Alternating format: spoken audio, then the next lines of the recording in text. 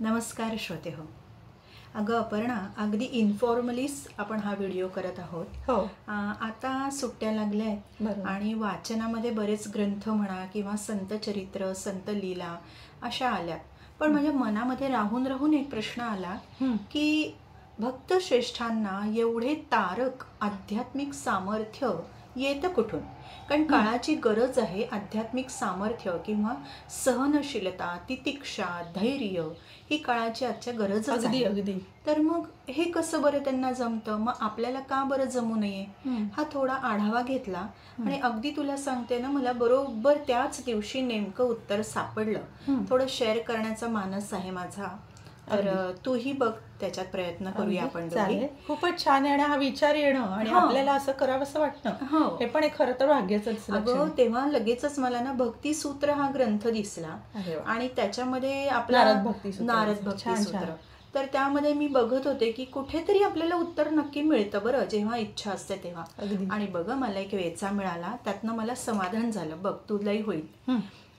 स्वामी विवेकानंद जेव्हा जहाजाने अमेरिकेला गेले ना, तेव्हा त्यांच्यापाशी ना पैसा होता, ना ओळख पाळख, ना उतरण्याची व्यवस्था होती, ना त्या सर्व धर्म परिषदेचे अधिकृत त्यांना निमंत्रणही होतं. अशा अनेक अडचणी या भूमीवर पाय ठेवताच त्यांना तिथे उभे राहिला, त्या भूमीवर पाय ठेवताच. ते तसेच शिकागोला गेले. सर्व वक्ते आणि धर्म परिषदांचा कार्यक्रम आधीच ठरलेला होता. मोठ्या मुश्किलीने सर्वांच्या शेवटी फक्त 5 मिनिटं त्यांना दिलेली होती. स्वामी ठरलेल्या दिवशी केवळ 5च मिनिटे शेवटी बोलले. प्रत्येक धर्म पंथ हा परमेश्वराकडे जाण्याचा मार्ग आहे, म्हणून धर्माधर्मांमध्ये कलह नसावा, तर परस्पर सामंजस्य असावं. कोणाच्याही धर्मामध्ये दुराग्रहीपणा, श्रेष्ठत्वाची भावना नसावी. सर्वजण समतेच्या, बंधुत्वाच्या नात्याने वागले पाहिजेत. आपण सर्वजण एकाच जगन्यंत्या परमेश्वराची लेकरं आहोत. ही भावना जागृत असेल तर सर्व प्राकृतिक भेद आपोआप गौण ठरतात आणि आत्मवत सर्वभूतानाम असा अन्वयात्मक प्रत्यय येतो. तुलाही काही चिंतन आढळल्यास सांगशील का? त्यांचं हे भाषण ऐकताच सर्व विद्वत सभा स्थिमित झाली. वास्तविक सर्वच निमंत्रित जे होते ते गाढे पंडित होते, प्रभावी वक्ते होते, आपल्याला जे जे माहिती आहे आणि आपापल्या धर्माच्या तत्वज्ञानामध्ये पारंगत होते. या उलट कोणत्याही प्रकट सभेत न बोललेले आणि वयाने सर्वात तरुण असे स्वामी विवेकानंद होते. परंतु स्वामीजी साक्षात्कारी सिद्ध होते आणि हा फार मोठा बदल जाणवण्यासारखा आहे. आणि हीच गोष्ट कोणत्याही महापंडिताजवळ तिथे नव्हती. चैतन्याची जाणीव चैतन्यालाच स्वयंपणे होते.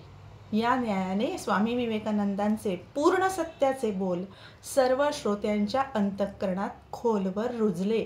नवे नवे त्यांना सगळ्यांच्या मनामध्ये जाऊन भिडले. आणि हाच तो पूर्वेकडील दैदिप्यमान तारा असे उत्स्फूर्त उद्गार एकमुखाने निघाले. पूर्वेकडील दीप्तिमान असा तारा उदित होणे, दिसणे या शब्दास पाश्चात्य देशामध्ये सर्वात मंगल, शुभकारी असं मानलं जातं. दिसणं आणि हे मानणं हे फार शुभ म्हणतात त्यांच्याकडे. आता मानवजातीस पावित्र्याचा, शांतीचा, बंधुत्वाचा आणि ईश्वरी प्रेमाचा संदेश देणारा, सांगणारा असा ईश्वरी प्रेषित आला आहे असा अर्थ अर्थातच सूचित झाला नाही का त्यांच्या बोलण्यातून. आणि हे अलोट धैर्य, हा आत्मविश्वास, हा अधिकार आणि हे नैतिक सामर्थ्य स्वामी विवेकानंदांना कशामुळे आलं तर अंतर्बाह्य झालो राम, आत्मा राम पूर्ण काम. हे आपल्याला अपेक्षित उत्तर. हे असंच पटकन येतं आणि पटकन लोकांना भिडतं असं नाही होत. नाहीतर शब्द पांडित्याने वावरणारे, छान छान बोलणारे, गोड बोलणारे, आपल्या शब्दांचा प्रभाव उमटवणारे खूप पंडित आहेत. पण ते इथे भिडणं, मग ते शब्द जरी छान नसले किंवा बोली भाषेतले असले, प्रमाण भाषेतले नसले तरी सुद्धा काही फरक पडत नाही. कारण अशा अनुभूतीच्या अवस्थेत अखंडपणे जे असतात ते एकांत भक्त असतात. म्हणून ईश्वराचं जे नाम आहे ते मुखातनं निघताच वाणीतून, नेत्रातून ईश्वरी प्रेमाचा जो झरा असतो तो अशा या भक्तांच्या नेत्रातून वाहू लागतो. खरं. आणि असा भक्त जो असतो, जसा तुला जो प्रश्न पडला की असं का, आणि हे यांच्याच बोलण्यातनं सगळ्यांना का प्रतीत झालं, तर असा भक्त भगवंतासोबत तादात्म्य पावलेला असतो. म्हणून आणि त्याचा जो प्रत्यय असतो तो मुख्य भक्त जो असतो तो अविच्छिन्नपणे अनुभवत असतो. आणि म्हणून लोकसंग्रहार्थ जरी तो कार्य करत असला, लौकिक कर्म करत असला, तरी स्वतःसाठी नसलेली कर्मसुद्धा ती सगळ्यांसाठी करत असल्यामुळे ईश्वर प्राप्तीचा मार्ग त्याला सहजच मोकळा होतो. आणि तो मार्ग त्याला मोकळा झाल्यामुळे तो मार्ग ते आपल्याला दाखवतात. हेच आत्मवत सर्वभूताना. आणि असंच वागावं अशी या परमेश्वराची तुम्हा आम्हा सर्वांबद्दल इच्छा आहे. जे विवेकानंदांनी किंवा अनेक संतांनी किंवा अनेकांनी वागून दाखवलं ते तसं तुम्ही वागा असं ते म्हणतात. म्हणजे आहे तसे राहा. आणि हीच त्या परमेश्वराची इच्छा आहे. भक्ताहुनी देवा आवडते काही, ऐसे त्रिभुवनी नाही आन दुजे.